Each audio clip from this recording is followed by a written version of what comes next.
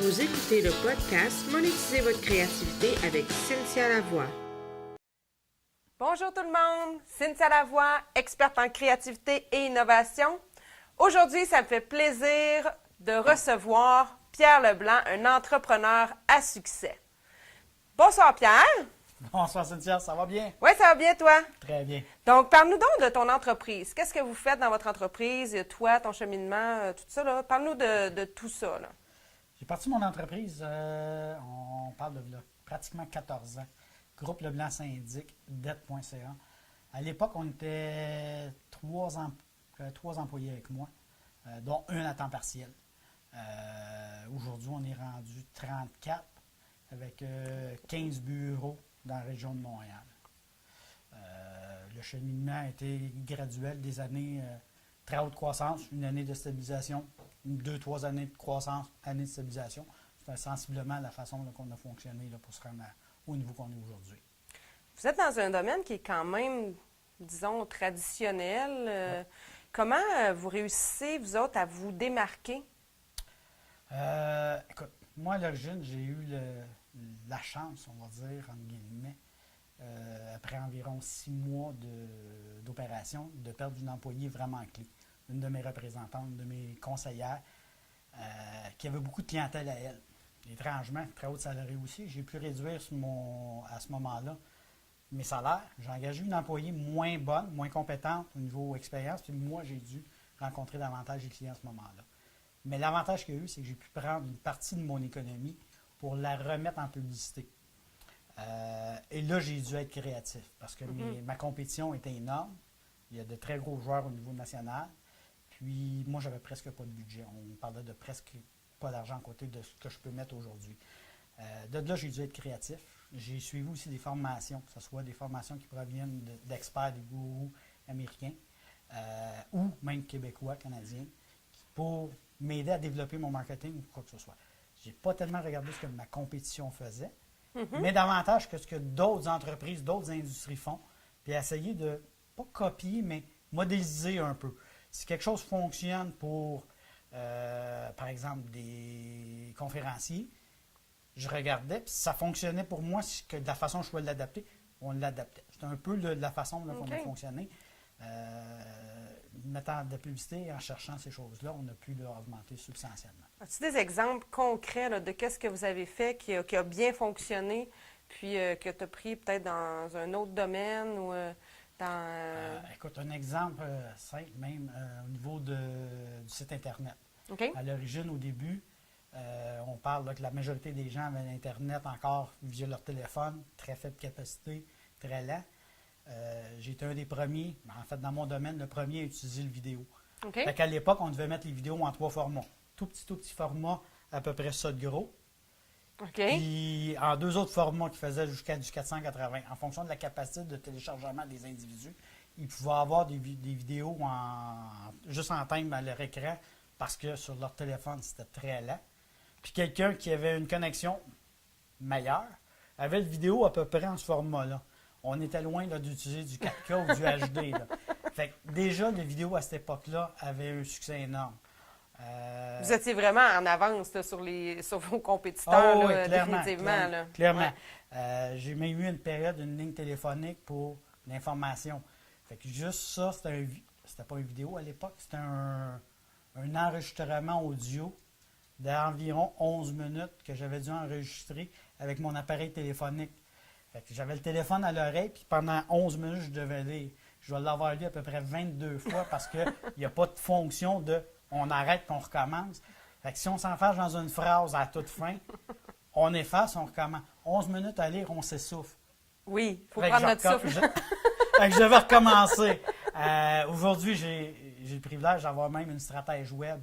OK. Sa job à temps plein, c'est de développer des concepts, des idées pour certains projets de publicité ou quoi que ce soit.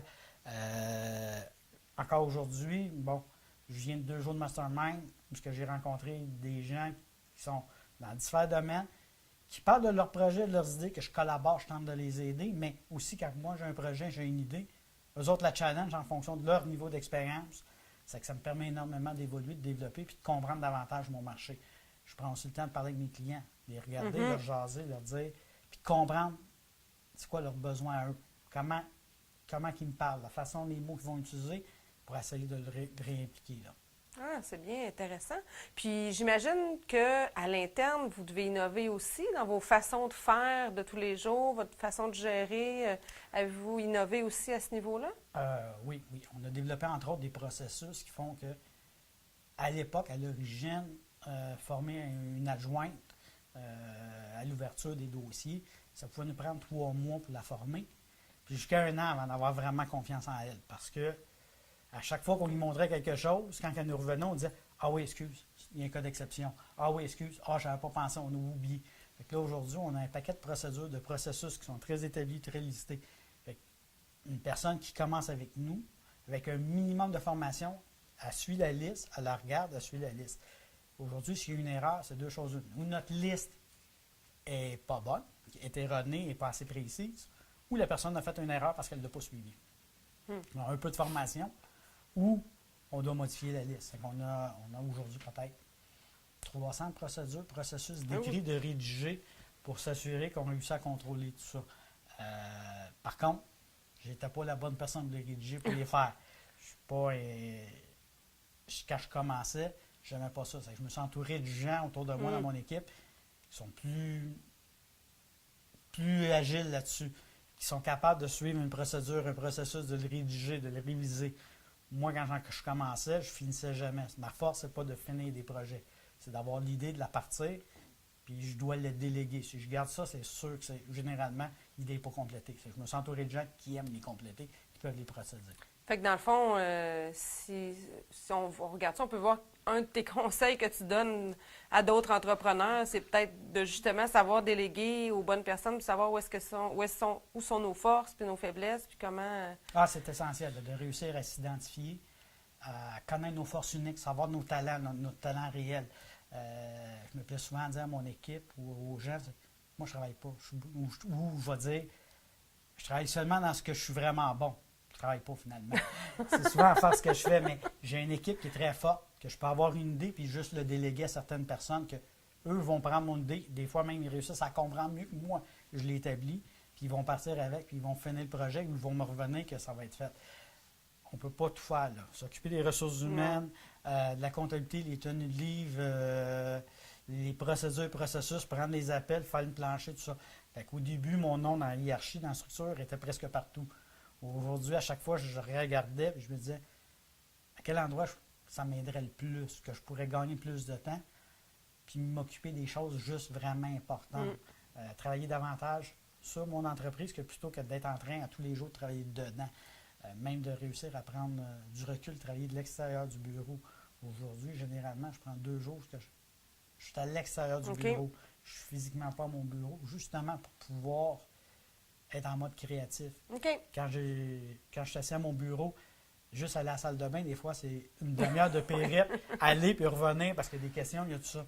Aujourd'hui, en travaillant de l'extérieur du bureau une journée dans la semaine, bien là, je réussis à avancer des projets. La deuxième journée de l'extérieur, c'est davantage, on va créer certains contenus ou on va pousser sur des choses ou on va réviser ce que mon équipe a fait. Bien là, je peux réviser. Fait que dans le fond, est-ce que tu considères que tu as quand même un bon côté créatif? Tu es quelqu'un qui est assez créatif? J'en parlais peut-être 6 mois avec une de mes amies qui aujourd'hui fait des cours de formation en ligne de yoga, Maryse Lehoux. Maryse a le même cheminement que moi. Elle a un CPA, elle est comptable. Oui. Je suis CPA à l'origine. Mais tous les deux, on discutait un dîner, mais on se disait, on est des artistes. Puis là, on riait, on parlait, tout ça, parce que comptable, artiste, ça ne marche pas. Mais on n'a aucun talent artistique. Si tu me fais chanter, c'est horrible. Si tu me fais dessiner, je suis pourri. Mais au niveau créativité, avoir des idées, je suis quelqu'un qui peut avoir 50 idées dans une journée. Ma liste de to-do aujourd'hui a au-dessus de 1200 tâches. Parce que je sais que c'est des idées que... Il me semble que l'idée est bonne. Ça fait que je l'écris, mais probablement que je ne pourrais pas la faire, je ne pourrais pas la compléter. Ça me prend des gens de les compléter. Je suis un gars d'idées, pas un gars pour exécuter. Moins bon. Je pars avec une idée, puis là, j'en ai nécessairement une que je trouve plus intéressante, plus sexy. Je pars sur d'autres choses. Oui, c'est souvent les créatifs ont souvent ce pattern-là. Ah, écoute, moi, j'avais été peintre, j'aurais probablement 72 tableaux de commencer. De commencer. Mais déménager serait un truc parce qu'il n'y en aurait pas un de complété, j'en aurais jamais vendu un. Ça serait ma force. Il aurait vraiment fallu que je puisse avoir une collaboration, dire OK, Pierre Leblanc, peintre, en collaboration avec, l'autre aurait complété les peintures, c'est certain. En terminant, aurais-tu un ou deux conseils à donner aux gens qui sont justement des chefs d'entreprise ou des gestionnaires dans les entreprises? Qu'est-ce qu'ils devraient faire pour se démarquer avec leur entreprise? As-tu un petit conseil à leur donner? Je dirais la première chose, probablement, de s'entourer correctement. Identifier leurs forces à eux et savoir exactement dans quelles forces ils ont besoin d'aller chercher ailleurs. Puis les identifier fortement.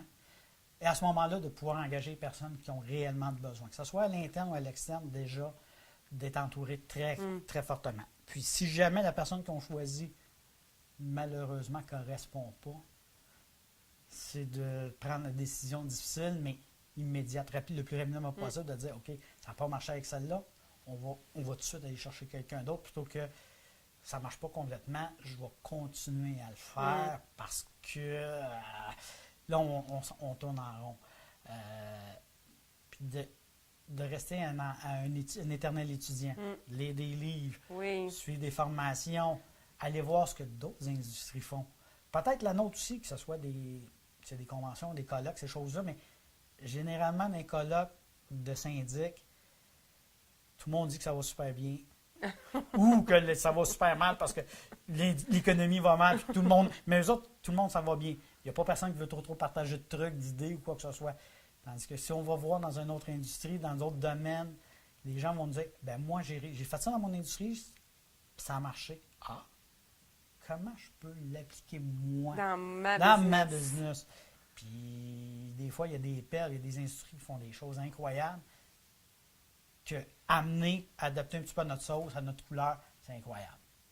Ah, mais c'est vraiment intéressant comme stratégie. Donc, j'espère que vous avez bien apprécié l'entrevue. Moi, j'ai vraiment aimé.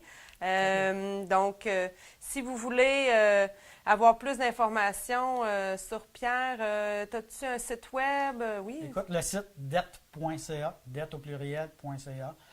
Toute l'information est là. Il y a plusieurs pages, quoi que ce soit. Si les gens ont des questions, vous voudrez me communiquer avec moi. L'adresse de courriel est aussi là. Ça va me faire plaisir là, de contribuer et d'aider.